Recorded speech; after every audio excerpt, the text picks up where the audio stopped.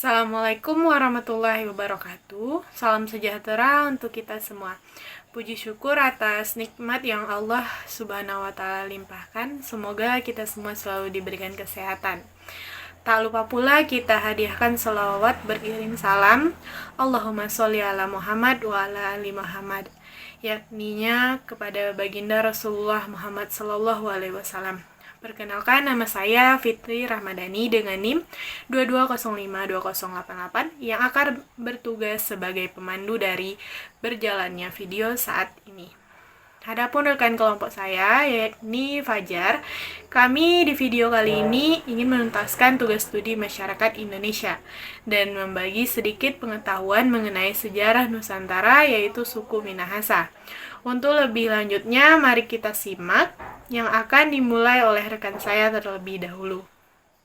Kepada Fajar dipersilahkan. Perkenalkan, saya Fajar Rahim Erwin dengan NIM 22349024. Saya akan membahas suatu poin tentang sejarah Nusantara, yaitu suku Minahasa. Suku Minahasa, secara bahasa itu sendiri, Minahasa atau bisa kita kenal dengan Minaesa, Mahasa atau Minhasa yang memiliki arti yaitu satu. Minahasa merupakan sebuah identitas dari gabungan beberapa suku atau etnis yang berbeda-beda yang berada di daerah Minahasa itu sendiri. Dalam sejarahnya, Minahasa pertama kali dicatatkan atau tertulis pada tahun 1789 berdasarkan sejarah leluhur Minahasa yang merupakan orang Melayu kuno murni yang datang dari Taiwan. Mengapa dapat disimpulkan orang Melayu kuno murni? Karena secara terminologis dia merupakan ras Mongoloid yang dapat diketahui diantaranya terdapat ciri khas waruga atau merupakan kubur batu yang itu merupakan ciri khas dari Melayu kuno. Nah, kehidupan Melayu kuno ini tinggal secara berkelompok antar mengikuti keturunannya. Dia selalu membangun rumah-rumah Melayu kuno yang memiliki ukuran yang cukup besar, berbentuk rumah panggung untuk dapat ditinggali bersamaan dengan kelompok-kelompok dan keturunannya. Nah, dari banyaknya kelompok-kelompok yang ada dan banyaknya bangunan-bangunan rumah, maka akan terbentuklah suatu kelompok besar yang akan berbasis dengan kekerabatan atau disebut puak atau walak. Nah, sebuah walak biasanya dipimpin oleh seorang tetua atau orang yang dituakan atau dia yang sangat bijak dalam memimpin suatu kelompok. Nah, beberapa walak memutuskan untuk bersatu dalam kelompok-kelompok besar yang dinamakan dengan pakasaan. Pakasaan ini membentuk sebuah sistem pemerintahannya tersendiri yang lebih sederhana dan secara umum dikenal dengan pemerintahan suku. Nah, untuk ciri khas suku Minahasa sendiri, bisa kita ketahui orang-orangnya itu memiliki rambut yang lebih halus dan kulitnya itu kuning-kuning lansat atau putih. Tubuhnya tidak terlalu besar atau bisa dikatakan kecil hingga sedang. Matanya lebih dominan sipit, hidungnya kecil dan beberapa bisa dibilang pesek, serta dia selalu menggunakan atribut berwarna merah, kuning, dan putih. Nah, selain itu, suku Minahasa juga memiliki beberapa ciri khas seperti upacara adat, yaitu di dalamnya ada upacara pemakaman, upacara pinadanoan, atau 40 hari mengenang kematian seseorang, dan upacara tuwenan itu merayakan hari ulang tahun seseorang yang telah pergi. Selain itu ada tarian adat dari suku Minahasa, yaitu diantaranya tarian Maengket, tarian Tonda, dan tarian Kabasaran. Serta musik adat yang biasa dimainkan seperti kulintang, gong, dan mandolin. Nah, suku Minahasa juga memiliki makanan khas seperti tinutuan, wolot, dan paniki. Nah, kelembagaan sendiri dalam suku Minahasa secara struktur sistemnya itu pemerintahan suku tadi yang dipimpin oleh pimpinan suku atau tetua suku. Kelembagaan yang di dalamnya terdapat ada dua, yaitu Bamak atau Bamak ini merupakan sebuah organisasi sosial suku Minahasa atau yang lebih kita kenal dengan Dewan Penasehat Antar Gereja. Nah, tujuannya itu untuk meningkatkan integritas antar umat, jemaah-jemaah gereja dan para pendeta sehingga dapat menjalankan ibadahnya dan tetap menjaga keharmonisan dalam beribadah.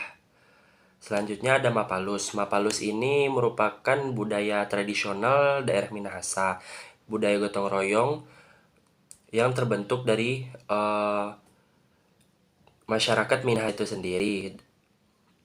Nah, Mapalus ini biasanya akan membentuk suatu karakter tersendiri dari orang-orang Minahasa sehingga akan menjadikannya lebih baik dan lebih komunikatif secara bersama, lebih aktif berperan dalam suatu kelompok dan sehingga menciptakan suatu kelompok yang tidak pasif dan tentunya akan aktif dalam mencapai suatu tujuan bersama. Setelah mengetahui 3 hal tadi, saya akan melanjutkan mengenai pernikahan adat suku Minahasa.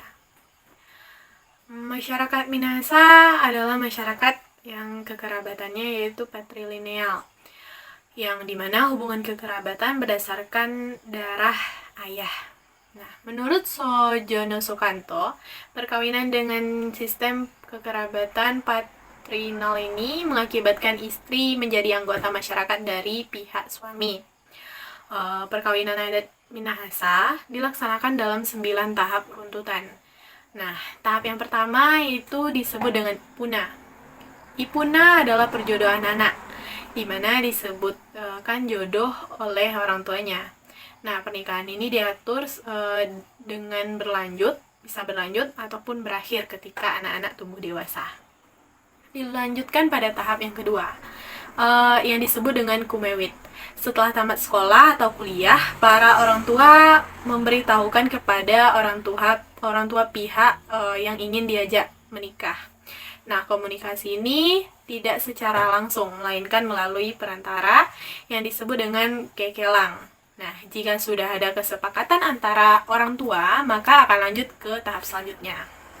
Nah, pada tahap yang ketiga itu Iyange atau Masomimta atau Toki Pintu, yang dimana adalah proses untuk melamar dalam pernikahan. Nah, di panggung Iyange ini, kedua belah pihak membicarakan berbagai hal persiapan pernikahan. Kedua belah pihak menyepakati tanggal untuk proses selanjutnya.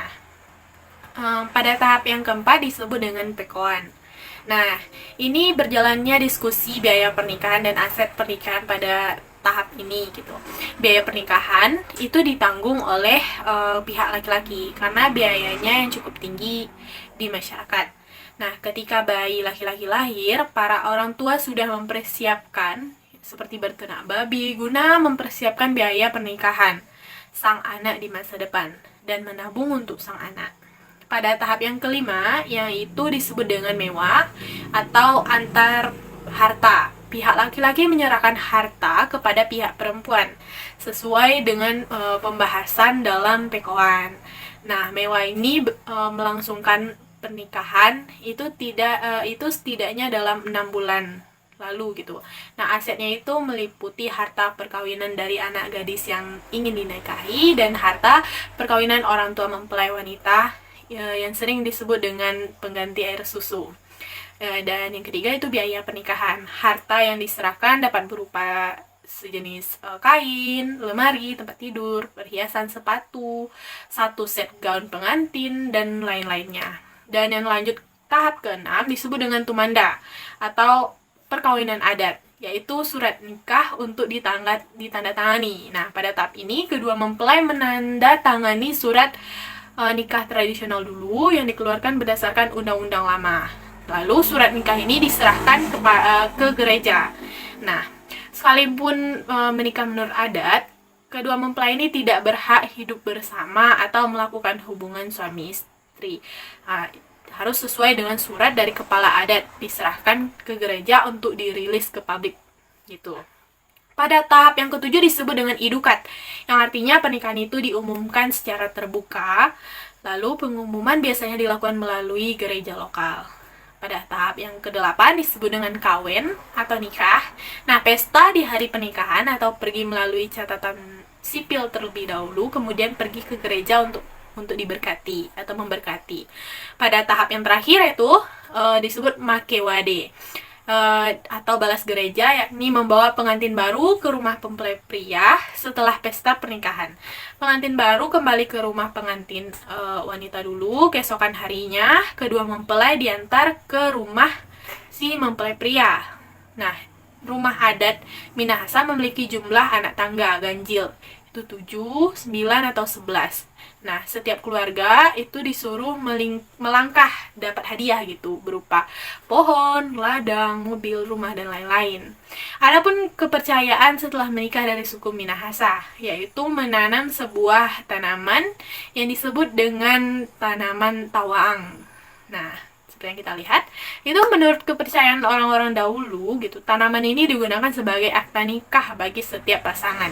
Juga digunakan sebagai pembatas tanah warisan. Lalu sehingga tidak ada yang berani mengganggu dari tanah tersebut.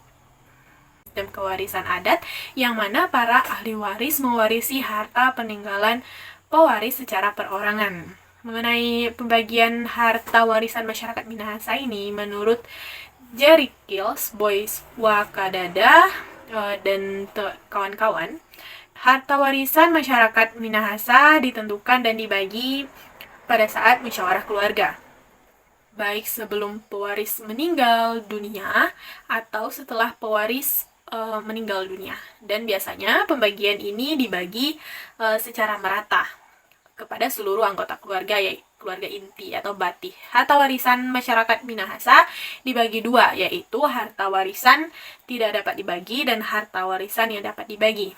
Nah, harta warisan yang tidak dapat dibagi ini harta warisan yang merupakan harta pusaka peninggalan turun-temurun dari zaman leluhur dan merupakan milik bersama sekerabat orang gitu. Biasanya harta ini berada di bawah pengawasan tua-tua adat, yaitu disebut dengan walian, ukung tua, atau tonaas. Yang kedua itu harta warisan yang dapat dibagi. Dalam masyarakat hukum adat Minahasa yang menganut sistem kekerabatan patrilineal, harta warisan dapat dibagi kepada para ahli warisnya secara sistem kewarisan individual juga. Pada masyarakat hukum adat Minahasa, anak laki-laki maupun anak perempuan mempunyai hak yang sama atas harta peninggalan orang tuanya. Selanjutnya ada proses kematian masyarakat Minahasa. Nah, Minahasa memiliki tradisi berkabung yang masih berlangsung hingga saat ini. Tradisi ini disebut dengan waruga. Nah, waruga berasal dari kata waru yang berarti rumah dan ruga yang berarti badan atau raga. Jadi waruga ini secara harfiah berarti rumah tempat kembalinya jasad ke surga. Waruga adalah makam kayu khas lokal yang berbentuk seperti rumah. Nah, waruga ini terdiri dari dua bagian, yaitu badan dan ada penutupnya. Nah, jenazah itu dibuatkan berbentuk kotak, itu dibuat dari batu padat ya. Di dalamnya itu terukir untuk membuat rongga ruang untuk jenazah yang akan dimakamkan gitu. Bagian atas untuk menutup bubungan rumah tadi. Nah, setelah itu perlu diketahui juga ada dua upacara yang masih berlaku pada suku Minahasa, yakni yang pertama itu upacara tawenan. Nah, upacara ini merupakan upacara untuk memperingati ulang tahun kematian orang yang meninggal. Upacara ini biasanya dilakukan setiap tahun pada tanggal kematian orang tersebut. Yang kedua itu upacara pinadanoan, yaitu upacara untuk melepaskan arwah orang yang meninggal. Nah, upacara ini dilakukan pada 40 hari setelah kematian dari si orang tersebut. Setelah mengetahui adat dan tradisi dari suku Minahasa, kita sebagai penerus bangsa Indonesia juga perlu melestarikan apa-apa yang baik pada adat dan suku yang kita punya. Sekian pengetahuan yang dapat kami sampaikan. Lebih dan kurangnya kami pamit undur diri. Wassalamualaikum warahmatullahi wabarakatuh.